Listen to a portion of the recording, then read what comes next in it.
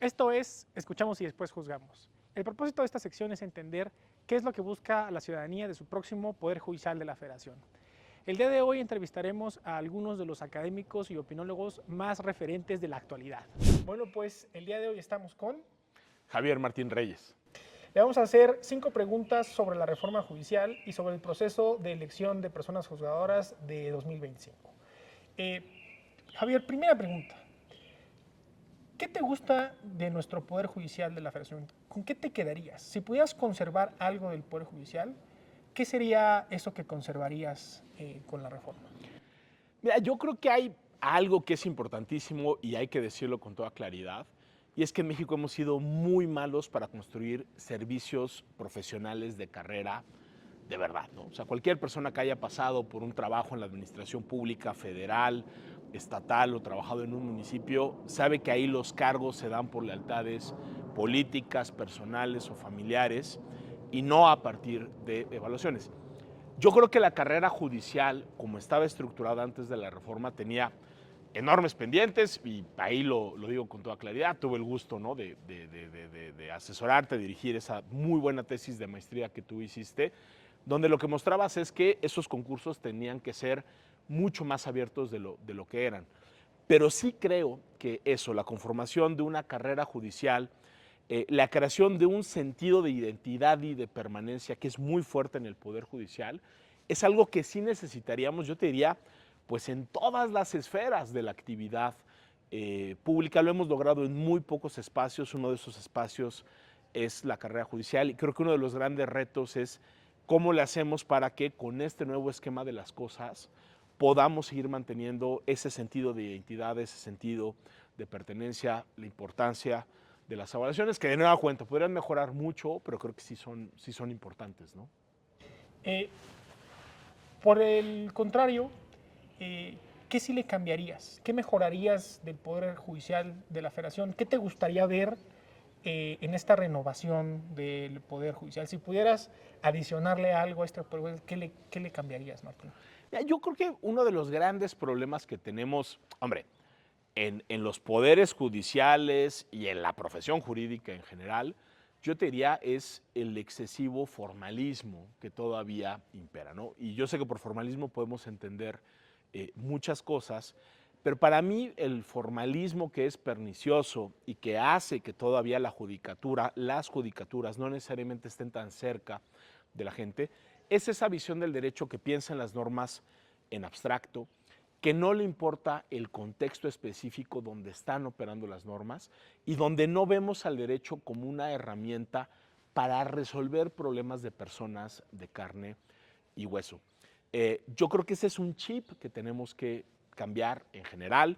Me hago cargo que es algo que tendremos que empezar desde la educación jurídica, ¿no? Todavía prevalece la idea, por ejemplo, que estudiar derecho es estudiar leyes, ¿no? Como si las personas abogadas nada más nos pusiéramos a leer artículo por artículo la Constitución, un código, una ley, un reglamento u jurisprudencia, y no entender al derecho como lo yo creo que debería de ser, que es a final de cuentas, ¿no?, como una disciplina que nos ayuda para entender cuáles son los problemas de la sociedad y luego utilizar las herramientas que nos da el derecho para poderles dar una solución jurídica. A mí, digamos, desde antes de la reforma, ahora con la reforma y desde siempre, una de las cosas que creo que tenemos que lograr es eso. Tenemos que tener una justicia y una profesión jurídica que se haga cargo más de los hechos, de la realidad, de los contextos donde están operando las normas.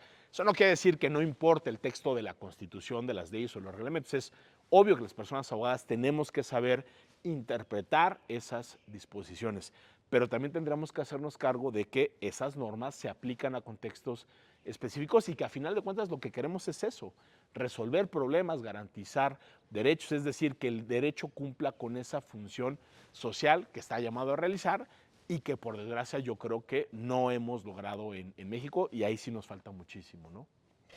Buenísimo. La tercera pregunta es un tema de perfiles. ¿Qué virtud, qué cualidad tú consideras necesaria o indispensable de una persona juzgadora que sea candidata el 1 de junio de 2025? Mira, si yo pudiera decir, a ver, el mundo ideal para mí es un perfil que reúne tres características. La primera es que se necesita competencia técnica, ¿no? O sea, es decir, las personas abogadas no van a la facultad de Derecho 5 años y luego hacen posgrados y ganan experiencia en los despachos o en el servicio público o en el Poder Judicial, nada más por gusto, como si fuera un hobby. No. El derecho es una disciplina técnica que sí requiere personas que sepan lo que están haciendo. O sea, es decir, así como si nos preguntamos, oye, una persona, un médico, ¿no? Hombre o mujer que tenga que realizar una cirugía, hombre, pues queremos que tenga tanto los conocimientos teóricos como prácticos para poder realizar esa función. Entonces hay una parte, digamos, de la profesión que sí hay que decirlo, amerita ese tipo de competencias técnicas y yo creo que uno de los grandes retos es cómo le hacemos para elegir a personas que tengan esa primera característica.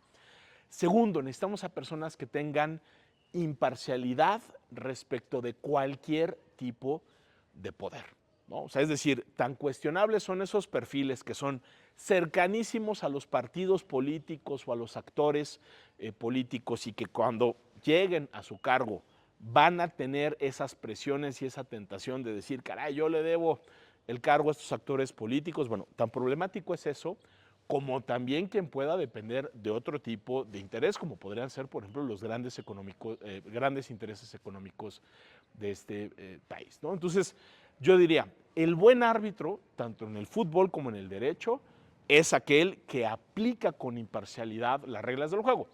Sabemos que en una democracia constitucional como la nuestra, las reglas del juego son bastante más complicadas que el fútbol, ¿no? O sea, tenemos problemas a nivel constitucional, legal, jurisprudencial, caray, que no tienen una solución obvia ni clara. Yo creo que la diversidad de perspectivas es algo que abona, pero sí es imparcialidad, creo que es algo que se necesita. Y tercero, y relacionado con lo que venimos platicando, yo sí estoy convencido que necesitamos personas que de nueva cuenta tengan una conciencia social y que sepan, a final de cuentas, que la impartición de justicia es un servicio público. La existencia de los poderes judiciales, como de cualquier entidad pública, se justifica si le da un servicio de calidad, en condiciones de igualdad, con personal calificado a las personas, ¿no? Entonces, más que ver los cargos judiciales como cargos donde las personas llegan a realizar un proyecto de vida que se vale y que es importante, más que como verlo como carreras individuales donde una persona va subiendo, yo creo que hay que ponernos de lado de las personas que acceden al sistema. Entonces también me gustaría ver candidaturas que estén pensando en eso, cuáles son los grandes problemas jurídicos que tenemos en nuestro país, cuáles son los problemas de la justicia cotidiana, del día a día de las personas, y que tengan tanto esa capacidad como esa imparcialidad para dar buenas soluciones, para que nos den soluciones que realmente resuelvan los problemas de las personas. Y, y por el contrario, Martín, ¿qué tipo de perfil o qué defecto tú ubicarías en una persona candidata? ¿Qué aspecto negativo no te gustaría ver en una persona que llegue a ser candidato o sea candidata en esta elección del 2025? Mira, a mí no me gustarían las candidaturas que tengan exactamente lo opuesto. Es decir, no me gustarían personas que no tengan el conocimiento mínimo indispensable para realizar la función. Puede ser la persona con las mejores intenciones del mundo, alguien que quiere aportar, modificar con mucha conciencia de los problemas. Pero si no tiene ese conocimiento mínimo del derecho, hombre, y eso no quiere decir que necesariamente se haya dedicado anteriormente a cierto tipo de función, pero que sí conozca de la materia que se está realizando. Eso para mí eso es importantísimo. Creo que desgraciadamente sí hay algunos perfiles de personas que nunca han puesto un pie en un juzgado, o sea, ni desde el lado del litigio, ni desde el lado de la judicatura, ni desde el lado social, y que van a estar ahí en la boleta. Eso yo te diría es una primera red flag, o sea, es una primera de las cosas que nos tendrían que preocupar y mucho. Segundo, candidaturas que claramente tengan un color partidista o de otro tipo, ¿no? O sea, es decir, si hay candidatas y candidatos que hoy se están juntando con actores políticos, partidistas o con grandes sindicatos para pedir su apoyo y desde ahí ya lo están comprometiendo, pues eso, ¿qué es lo que nos sugiere? Que el día que lleguen a esas posiciones van a empezar a resolver no a partir de lo que ellos consideren que es lo jurídicamente correcto, sino a partir de esas lealtades que se generan por esa dependencia. Entonces yo te diría, perfiles partidistas, perfiles que no garantizan imparcialidad, yo creo que también es uno de los focos rojos que tendríamos.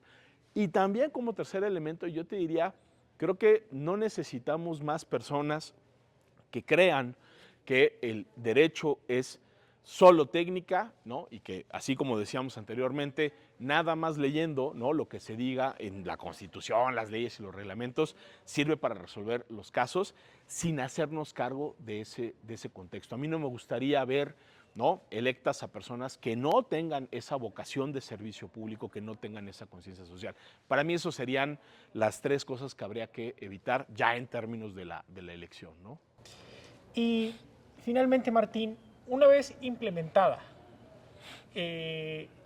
la reforma en el 2025 y en el 2027, una vez que haya una renovación total del Poder Judicial, ¿cuál va a ser o cuál tú crees que sería el papel de la academia frente a este nuevo Poder Judicial de la Federación? Yo creo que la academia desde siempre, no que siempre lo hagamos o lo hagamos de la mejor manera, ¿no? Ahí también soy autocrítico con nuestra función. Pero yo te diría, creo que hay como tres grandes funciones.